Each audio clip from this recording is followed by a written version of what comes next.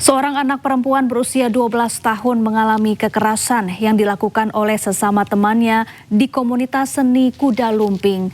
Aksi perundungan yang dipicu masalah asmara antara korban dan salah satu pelaku ini viral di media sosial.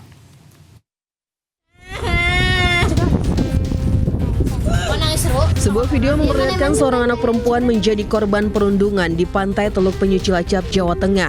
Korban terlihat dikerubungi oleh para pelaku dan mendapat kekerasan fisik. Korban dan para pelaku merupakan teman di komunitas seni tradisional kuda lumping atau ebek. Tak hanya sekali, korban juga mengalami perundungan di lokasi yang berbeda.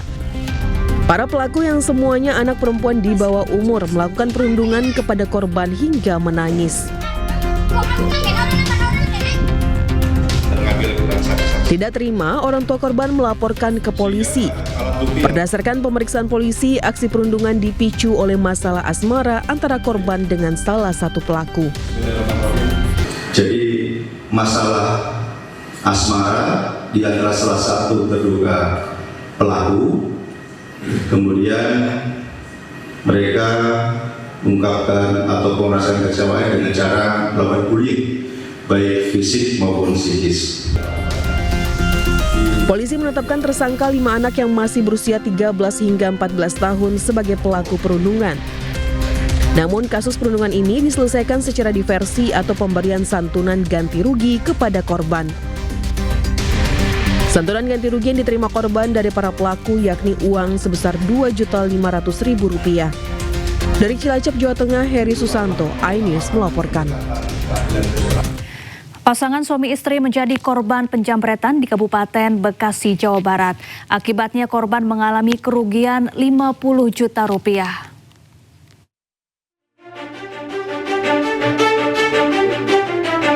Pasangan suami istri menjadi korban penjamretan di Jalan Perumahan Bumi Cikarang Makmur, Bekasi saat mengendarai motor hendak pulang dari toko tempat usaha mereka terekam CCTV. Awalnya, para pelaku yang menggunakan motor berhenti di depan motor korban, langsung menghampiri dan merampas tas yang dibawa korban. Korban sempat memberikan perlawanan, namun diancam dengan senjata tajam. Tas milik korban yang berisi uang dan barang-barang berharga dibawa kabur pelaku. Korban mengalami kerugian Rp50 juta dan luka di tangan. Aksi kawanan jambret ini terbilang nekat karena beraksi saat kondisi ramai. Saat sering kunci itu, istri lagi ngobrol dulu lah sama si bebek. Begitu saya selesai, dia nyebrang bot itu kan. Kejadiannya gak lama motor itu, si penjamret itu langsung masuk, posisinya langsung udah di depannya itu, tarik-tarikan. Berapa orang Pak pelaku, Pak? 2 orang pelakunya. Pasca kejadian, korban langsung melaporkan peristiwa ini ke Polsek Cikarang Selatan. Dari Kabupaten Bekasi, Jawa Barat, Didi Junaidi, iNews melaporkan. Pemirsa, presenter kondang Ruben Onsu resmi ditetapkan sebagai tersangka dugaan tindak pidana penipuan dan penggelapan investasi. Penyidik kepolisian menemukan bukti yang cukup untuk menaikkan status terlapor menjadi tersangka.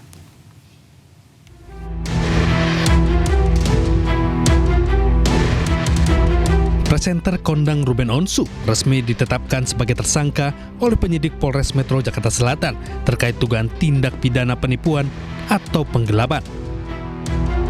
Penyidik kepolisian menemukan bukti yang cukup untuk menaikkan status terlapor jadi tersangka. Menurut Kasih Humas Polres Metro Jakarta Selatan AKP Joko Adiwibowo, korban mengaku mengalami kerugian akibat janji investasi yang ditawarkan oleh pihak Ruben. Tergiur dengan janji keuntungan yang menggiurkan, korban kemudian menyerahkan sejumlah modal kepada mantan suami Sorwenda tersebut. Terlapor saudara RSO statusnya dialihkan sebagai tersangka. Kemudian dibuatkan surat penetapan sebagai tersangka.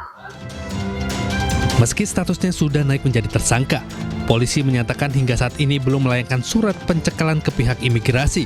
Namun penyidik telah menjadwalkan pemeriksaan perdana terhadap Ruben Onsu dalam kapasitasnya sebagai tersangka pada pekan depan. Dari Jakarta, Raffi Wardani, iNews melaporkan. Warga kategori desil 9 dan 10 atau dengan pengeluaran lebih dari 2,2 juta rupiah per bulan bakal dilarang beli BBM Pertalite mulai akhir tahun ini. Informasinya usai jeda, tetaplah bersama kami.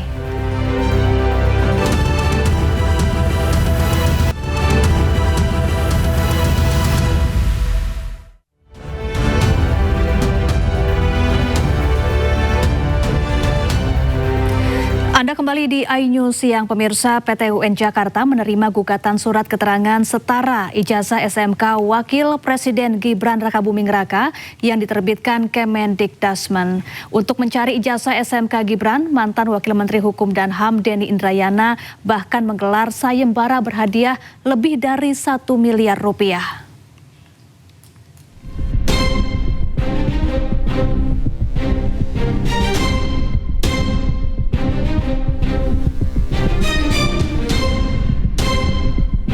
PT UN Jakarta menerima gugatan surat keterangan penyetaraan ijazah yang diterbitkan Kementerian Pendidikan Dasar dan Menengah terkait ijazah SMK Wakil Presiden Gibran Rakabuming Raka.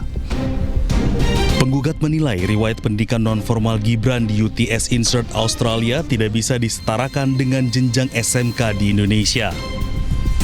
Usai gugatan diterima, PT UN Jakarta menggelar sidang pokok perkara pada 27 Agustus mendatang. Selain akan memanggil pihak Kemendikdasmen, PT UN Jakarta juga berpeluang memanggil Wapres Gibran ke persidangan. Persoalan ini kita tahu bermula dari terbitnya surat keterangan suket setara tamat SMK oleh Direktorat Jenderal Pendidikan Dasar dan Menengah. Nah, suket tersebut kita atau kami nilai bermasalah karena diduga kuat hanya berdasarkan dokumen khusus bahasa Inggris yang kurang dari 1 tahun. Yang disebut oleh surat keterangan itu adalah setara grade 12. Saat ini, teman-teman semua, perjuangan hukum tersebut berwujud dalam bentuk gugatan resmi kami diterima di Pengadilan Tata Usaha Negara melawan Kementerian Pendidikan Dasar dan Menengah. Gugatan yang dilayangkan oleh kami ini menuntut pembatalan dan pencabutan surat keterangan yang diterbitkan untuk Gibran Rakabuming Raka. Upaya hukum ini ditempuh karena dokumen tersebut dinilai tidak memiliki dasar hukum dan bukti material yang valid. Sementara itu, keberadaan ijazah SMK Wapres Gibran masih menjadi tanda tanya.